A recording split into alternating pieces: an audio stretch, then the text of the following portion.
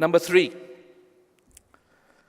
the third way, and I've summarized all those actions into 1 point, into 7 points, and this third one is actions that are done with ikhlas. If I can achieve even a simple deed, but I can do it with ikhlas, then subhanallah, glory be to the one, as Abdullah ibn Umar said, he said, glory be to the man who has taken a step in this dunya for the face of Allah. He said, Tuba, another statement he says, Tuba for that man who Allah has accepted even one of his prostrations. Because if Allah accepts something from you, just even one thing, Allah is so great that He will enter you into Jannah. Is there no one amongst us who can afford to do one deed, at least for the face of Allah? I mean, subhanAllah, a prostitute entered Jannah because of water she gave to a dog to drink. And a man entered Jannah because of a trunk of a leaf that he moved. Sheikh al-Islam ibn Taymiyyah rahimahullah says in his fatwa, the reason why Allah entered these two into Jannah, how many of the prostitutes of this world Allah will never forgive? But Allah forgave that prostitute who gave water to drink to the dog. You know why? Because she did it with ikhlas. So if you cannot do great deeds, at least do a simple deed, but with pure sincerity in the eyes of Allah Azza wa Jal. Pure sincerity, ikhwati, do you know what that means? It means that you should never ever think that any deed you do is acceptable. يقول سفيان الثوري رحمه الله, he said, كل شيء عملته أمام الناس فلا أحسبها شيئا. Every single deed I've done in front of mankind, I don't consider it to be anything.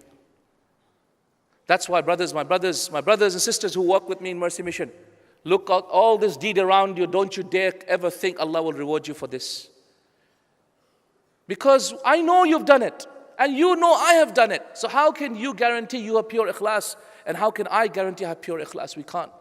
And that's why Shaykh al-Islam ibn Taymiyyah rahimahullah says in his fatwa, he says obligatory on every Muslim to have a wird, which is one special deed every night between him and Allah Azza wa Jal alone. One special deed that is secret. One special deed, whatever it is, feeding somebody, reading some Quran, praying something. This is extremely important, brothers and sisters in Islam. Extremely important. Ikhlas, ya ikhwani, ikhlas. It was reported from Shanqiti, rahimahullah, Muhammad al-Amin Shanqiti, that at the age of 14 years old, he wrote 10,000 verses of poetry about the genealogy of Arabs. When he was 40 years old, he tore it up and he burnt it without even leaving a copy of it. So the other scholars in Medina said, Ya Sheikh Amin, what have you done? Ya Sheikh Muhammad, what have you done? Why have you torn up that verses of poetry? He said, when I was 14 years old, I never knew what ikhlas was. So I wrote 10,000 verses of poetry about the genealogy of Arabs, and I did it perhaps because I was vying with others, competing with others.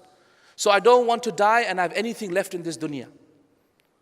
My brothers and sisters, do you know what the athar of ikhlas is? The athar of ikhlas is Zamzam water. Do you know the sign of ikhlas? The sign of ikhlas is in Muwatta. Muwatta of Imam Malik rahimahullah, when he wrote the Muwatta, 80 other scholars wrote Muwatta. 80 other scholars wrote their Muwatta. So his student came to Imam and said, Ya Sheikh, Ya Imam, 80 other scholars have written the Muwatta. What did he say? He said, Ma kana lillahi sayabqa wa ma kana li ghayri Allahi yazul.